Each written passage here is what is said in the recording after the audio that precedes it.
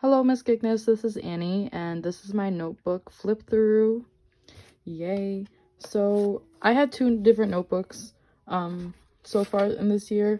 This is my first one. This is the one that I'm gonna be looking at first, and then this is the one that I'm using now. And I just switched them because I like the pages in here more, and I kind of lost this one in the beginning.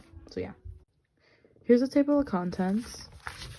And here we start off with journals, just very basic handwriting, nothing too fun. These are also journals, and here's my literature toolbox with the annotations. Nothing very too fun. I started using one illustration here, and just planning and more journal stuff. As you can see, I didn't really organize them any sort of way. I just kind of like wrote in blobs. And yeah, here's the last journal for this first notebook. So now we are moving on to the new notebook, and just some heads up about this new notebook. My notes sometimes are out of order because sometimes I like to take notes digitally or like take notes on different papers. So just for reference, these were the notes from the beginning chapters of The Handmaid's Tale, and I used to do the annotations in the book, so that's why there's not a lot of notes here.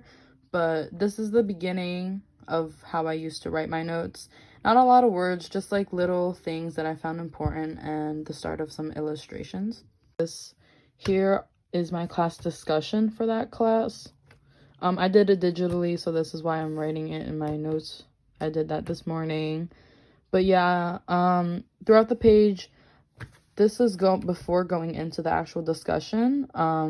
These are the things that I want to cover or like speak up about during class discussions, or I think that is important from the reading. So this is from chapter 5 to 8, and I write down like what different people are saying a lot of the times, and then from that I riffed into my own thoughts and into like my own ideas.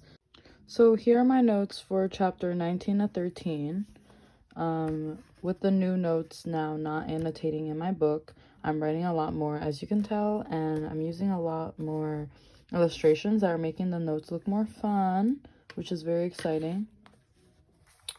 And then here we have the discussion for that reading. I'm writing, like before, a lot of what the class said, and yeah. Here we have chapter 14 to 18, and the same thing about just the arrows and everything.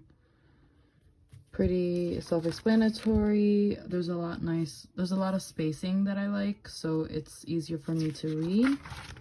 And then here's the rest of it, and then the class discussion under it, and pretty much the same layout.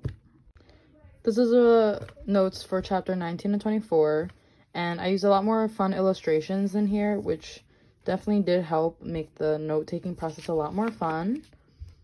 So these are just things that I took away, like I usually do in my notes.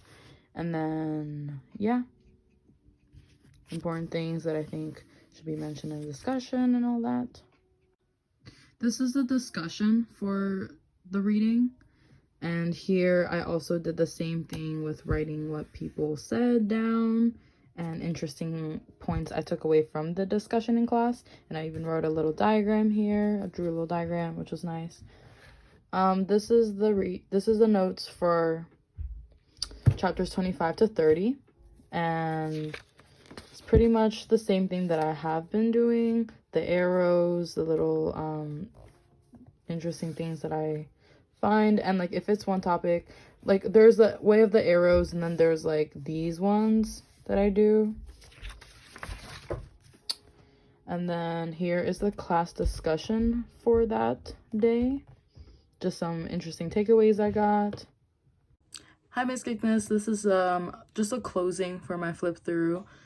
From looking at my notes, you can tell that I do care about making them look nice and everything, and getting down all of the important things that I care about. I'm excited to learn new ways and new techniques in improving my note-taking skills.